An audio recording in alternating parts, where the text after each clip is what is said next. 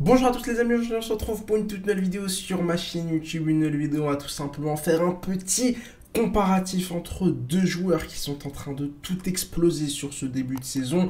Individuellement, je vais tout simplement vous montrer aujourd'hui, vous démontrer par A plus B que Mohamed Lamine Amoura est tout simplement un meilleur joueur que Kylian Mbappé. Oui, pour moi, Amoura est un meilleur joueur que Kylian Mbappé. On va simplement commencer par des chiffres. Voilà, encore une fois, les hommes mentent, mais pas les chiffres. Amoura est tout simplement un joueur plus efficace que Kylian Mbappé. Cette saison, Amoura, c'est tout simplement 23 matchs, 16 buts, 2 passes décisifs. Il est tout simplement décisif une fois toutes les 79 minutes jouées du côté de l'international français Kylian Mbappé. On a tout simplement 21 matchs, 19 buts, 2 passes décisives. Vous allez me dire, mais attendez, qu'est-ce que tu racontes? Amoura a marqué moins de buts, mais en termes de minutes jouées, Amoura est un joueur plus décisif. Décisif une fois toutes les 79 minutes, contre une fois toutes les 94 minutes pour Mbappé. Ensuite, on va parler un peu de vitesse, les deux qualités principales de ces deux sprinters.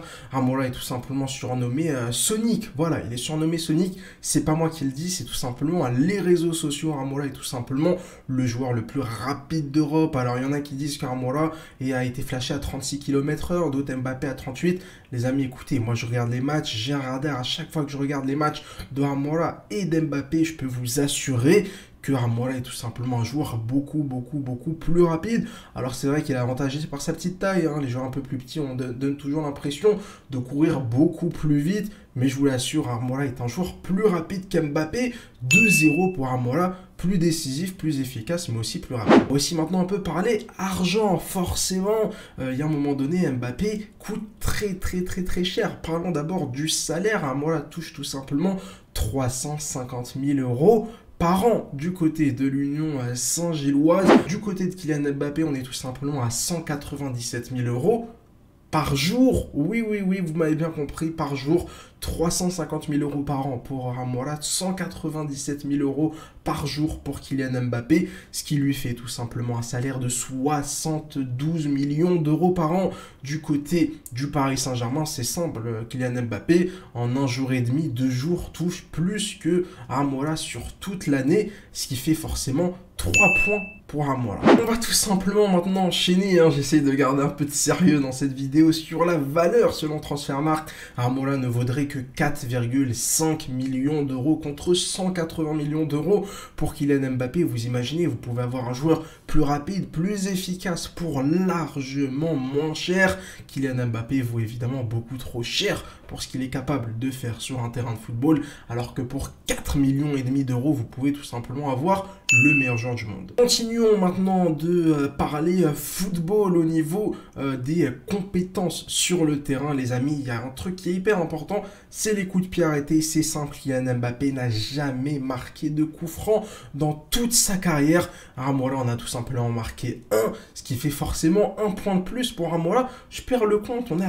combien là, entre les deux, mais je pense que là, il n'y a pas vraiment de débat. On va continuer de parler football. Forcément, en plus des coups francs, il y a un truc qui est présent dans la palette de Amoura, c'est tout simplement les retournées acrobatiques. Est-ce que Kylian Mbappé est capable de mettre un retourné acrobatique? Je ne pense pas. Pourtant, Amoura, lui, l'a fait cette saison.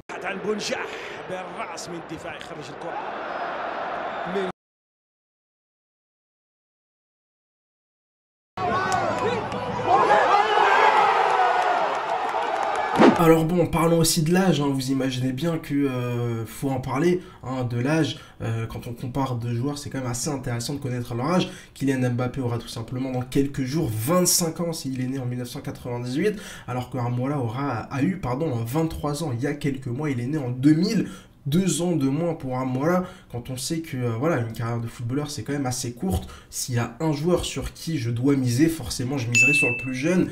Encore un point pour Amoura, ça commence à faire beaucoup. Et puis on parle beaucoup, voilà, de prouver dans plein de championnats, de prouver dans plusieurs équipes, de sortir de sa zone de confort. Amoura a prouvé à Sétif du côté du championnat algérien, il a prouvé à Lugano du côté de la Suisse, il prouve actuellement du côté de l'Union Saint-Gilloise en Belgique. 3 championnats différents, 3 contextes différents, 3 clubs complètement différents, et à chaque fois il aura été un élément important de chacun de ces clubs-là, alors qu'évidemment du côté de Kylian Mbappé, alors oui il est passé, vous allez me dire, de l'AS Monaco au Paris Saint-Germain, c'est intéressant, mais c'est toujours le même championnat, c'est toujours ce même championnat qui est quand même relativement faible.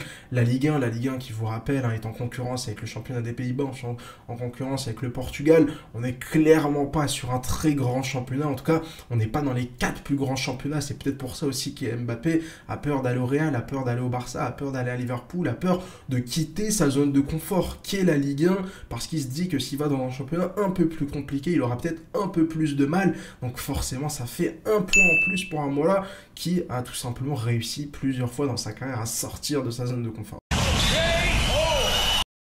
Bon les amis, on aura bien rigolé évidemment dans cette intro qui aura duré très longtemps.